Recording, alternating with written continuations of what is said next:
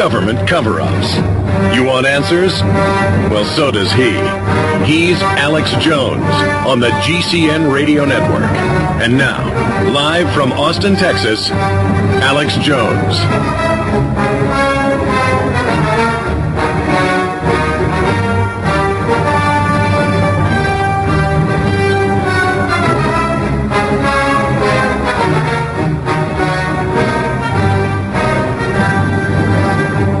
Welcome, ladies and gentlemen. Welcome. It is Friday, the 22nd day of February 2008. We're going to be live here for the next 3 hours. One of the writers of that San Francisco Chronicle story about concentration camps and martial law being set up in America will be joining us. He's a former congressman, coming up in the second hour. And I've gotten a few emails and seen a few comments in the Infowars.com message board. People saying, Alex, you've been talking about this for more than a decade, crying wolf. We're sick of hearing about it.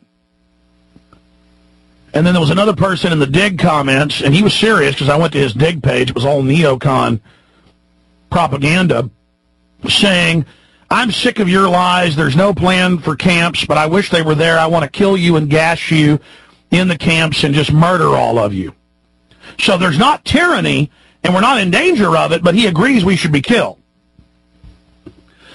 Ladies and gentlemen, if myself and many others hadn't been on air, and if scholars and professors and former members of Congress and many others hadn't been blowing the whistle on the moves to set up martial law, like Congressman Jack Brooks did in congressional session, brought it up, and in a way, the head of the committee said, shut up, that's top secret, you can't talk about it. He did that in 1986. If we hadn't have been talking about this, the people now would know. It wouldn't be a major issue being talked about by Naomi Wolf, Bob Woodward. The list goes on and on. Dr. Paul Craig Roberts, Willie Nelson, Ron Paul. The list goes on and on. Now, sure, I was one of the most vocal people. I made 3 police state films. It's been my main issue before 9/11 and even during 9/11. We talk about it about once a week because they're building FEMA camps. They're training the military to take your guns. They did it in New Orleans. Now they've trained the preachers to suppress you and tell you to go along with it. They've hired, through InfoGuard, 23,000 executives. They plan to expand that for martial law. This is happening. They've had Tommy Franks go out and give speeches about how martial law is coming and how it'll keep us safe. They're intending to try it. I don't know if it'll be under Obama or Hillary or McCain. It doesn't matter. They're all from the same ilk. You better be glad we're talking about this. But right now, we're joined by Dan Hamburg. Dan Hamburg, of course, is a member of the House of Representatives from California's 1st District, in office back in the 90s. He's involved in a lot of different political actions and investigations. He also heads up the Voice of the Environment, and he wrote a story for the San Francisco Chronicle, Rule by Fear or Rule by Law. And he gets into PDD 51. He gets into the funding for martial law, the camps that are in mainstream news.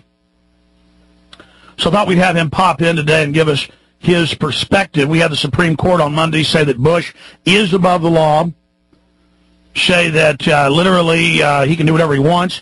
Congress has not even been allowed to see PDD 51 in its entirety. They've been told that they're no longer involved in continuity of government. This is dictatorship. Now, again, it's the office accruing these unjust, tyrannical powers. These can easily be passed on to Barack Obama, Hillary, McCain. We had, of course, Professor Scott on yesterday concurring that this is a 30-plus year program by the military-industrial complex. Always the greatest threat to a free society is its military and the corporations that grow up around it and control it. Daniel Hamburg, thanks for spending time with us. Good morning, Alex. I feel right at home. listening to your introductory comments. I think I'm on the right radio station. I think you are, my friend. We appreciate your work. Tell us a little bit about yourself, how you woke up to these issues, some of the other areas you didn't have time to get into, and then how you got the San Francisco Chronicle to publish this. Well, I've been involved in, left politics, for want of a better term, since the 60s. Since the Vietnam War and the Civil Rights Movement. So, I go back many, many years in active politics, mostly in Northern California, where I reside, and I was a congressman from northern coastal California, and been involved in a lot of environmental issues, social justice issues. I don't really need to recount them all, but the way I got interested in this particular issue was looking at some of the things our local county sheriff was involved in. I just noticed an article on the front page of our local paper in which the sheriff was requisitioning these storage facilities that were going to be placed in strategic locations around the county, and he was asking county residents to contribute to an inventory of equipment that was in their possession so that it could be used in the case of an emergency. And it just kind of piqued my interest, and, I started wondering, well, what does this have to do with, the job of a local county sheriff? What's the linkage between this kind of activity and the Department of Homeland Security? What kinds of, I knew, certainly back to the Ollie North days, that there were plans to incarcerate citizens in the case of civil unrest. A lot of this is hardly new, and as you point out, when you have a country that's basically being run by the military and by its industrial components, this kind of thing is going to be both profitable and and efficacious. I mean, they're going to need a way to deal with people when they get out of line in large numbers. And of course, back in the 80s, the fear was that if the Reagan administration invaded Central America, there would be a mass uprising of protest against that, and they needed places to take people to, in order to make sure that civil unrest could be contained.